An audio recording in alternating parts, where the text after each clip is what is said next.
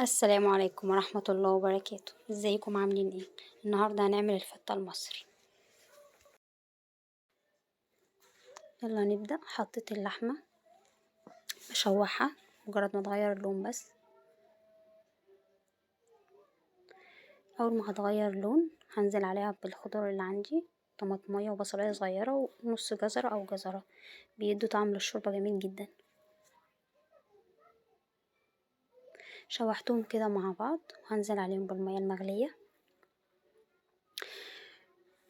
كل سنة وانتم طيبين، ان شاء الله ربنا يجعل رمضان ده خير وبركة علينا كلنا.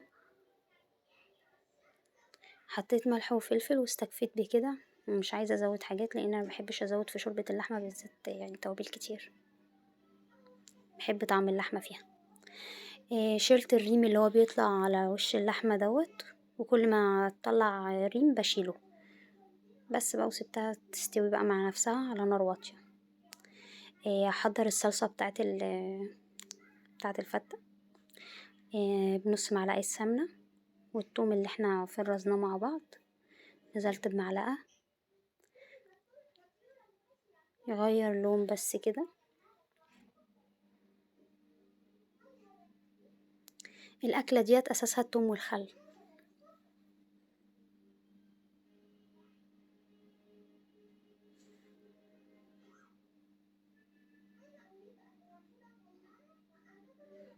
أول ما يغير اللون هننزل بمعلقتين خل كبار، نقلبهم مع بعض كده تقليبة، وننزل بالصلصة.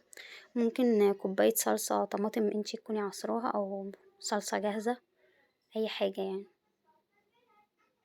ديت الطماطم اللي أنا كنت مفرزاها برضو، وحطيت منها يعني زي كوباية كده، وهزودها طبعا بالشوربة.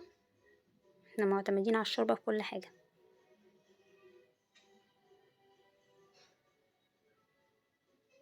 ونسيبها بقى مع نفسها. طبعا الملح والفلفل والحاجات ديت نحطها. إيه انا ما كترتش توابل لان انا اصلا مبهره الصلصه ديت.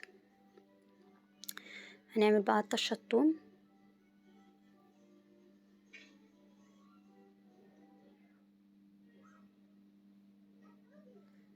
نزلت معلقه سمنه وعليها معلقه ثوم مفروم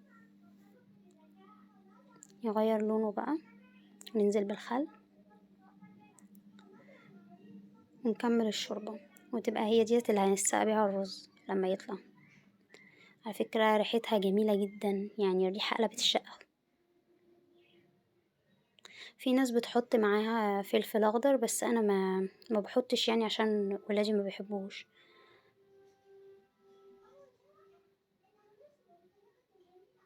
بس هنسيبها تغلي غلوتين ونطفي عليها.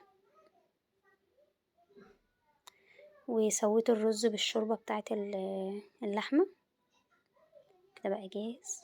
ما شاء الله طلعة جميلة جدا، واللحمة دايبة ان شاء الله تعجبكم.